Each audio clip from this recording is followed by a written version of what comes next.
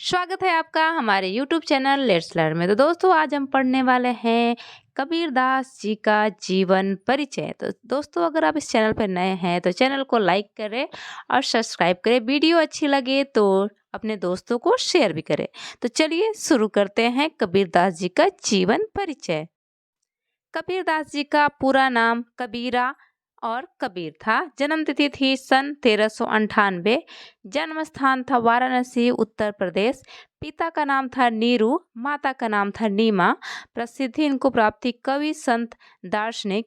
मृत्यु इनकी हुई थी सन 1518 में। मृत्यु स्थान था मगहर उत्तर प्रदेश। रचनाएं थी साखी, शबद, रामायणी। आगे हम पढ़ेंगे कबीरदास जी का जन्म और प्रारंभिक जीवन। कबीरदास के जीवन से संबंधित अभी तक जितने भी प्रमाण मिले हैं उनकी प्रामाणिकता संदिग्ध है। स्वयं के द्वारा रचित काव्य और कुछ तत्कालीन कवियों द्वारा रचित काव्यों में उनके जीवन से संबंधित तथ्य प्राप्त हुए हैं।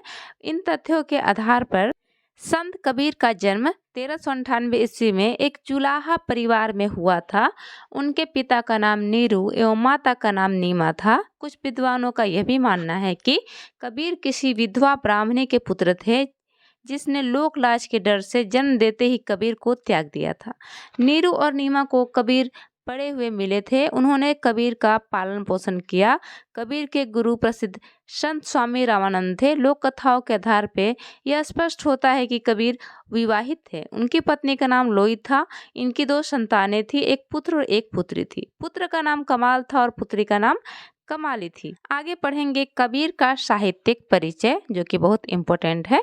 कबीर एक महान संत भी थे और संसारी भी थे। समाज सुधारक भी थे और एक सजग कवि भी थे। वो अनाथ थे लेकिन सारा समाज उनकी छत्रछाया की अपेक्षा करता था। कबीर के महान व्यक्तित्व उनके काव्य के संबंध में हिंदी के सुप्रसिद्ध साहित्य डॉक्टर प्रभाव माचवे ने लिखा है। कबीर में सत्य कहने का अपार धैर्य था और उसके परिणाम सहन करने की हिम्मत थी। कबीर की कविता इन्हीं कारणों से एक अन्य प्रकार की कविता है। वह कई रूढ़ियों के बंधन तोड़ता है। वह मुक्त आत्मा की कविता है। आगे अब हम कबीरदास की रचनाएं पढ़ेंगे। कबीर पढ़े लिखे नहीं थे। उन्होंने स्वयं ही कहा था, मसी कागज छुइयो नहीं, कलम गयो ना हाथ।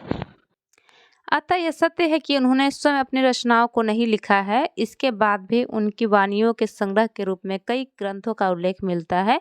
इन ग्रंथों में अगाध मंगल, अनुराग सागर, अमर मूल, अक्षर खंड रामायणी, अक्षर भेद रामायणी, उग्र गीता, कबीर की वाणी, कबीर, कबीर गोरख की गोष्ठी, कबीर की साखी, बीजक, ब्रह्मा निरूपण, मोहम्मद बोध, रेखता विचार, माला, विवेक सागर, शब्दावली, हंस मुक्तावली, ज्ञान सागर आदि प्रमुख ग्रंथ हैं। इन ग्रंथों को पढ़ने से हमें कबीर की विलक्षण प्रतिभा का परिचय मिलता है।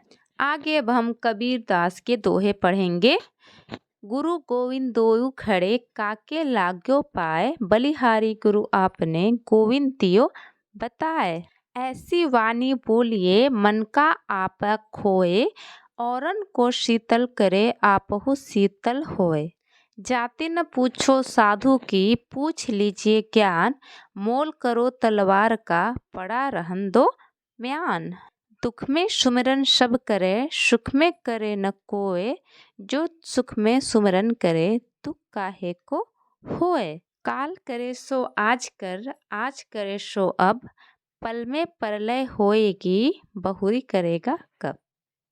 माटी कहे कुमार से, तू क्या रोंदे मोए, एक दिन ऐसा आएगा मैं रोन दूंगी तोए। कहने का मतलब है कबीरदास जी कहते हैं कि मिट्टी कुम्हार से कहता है कि तू मुझे क्या, एक दिन ऐसा आएगा कि जब मैं खुद तुम्हें मिट्टी में मिला दूंगा। धर्म किए धन ना घटे, नदी न घटे नीर, अपनी आँखों देख लो यो कथी कहे कबीर। कबीरदास जी कहते हैं कि धर्म का कार्य करने से कभी धन नहीं घटता, ना तो नदी को देखने से पानी कम होता। कबीर जी कहते हैं कि यह उन्होंने अपने आँखों से देखा है। माला फेरत जग भया, फिरा न मन का फेर, मन का डार दे, मन का फेर।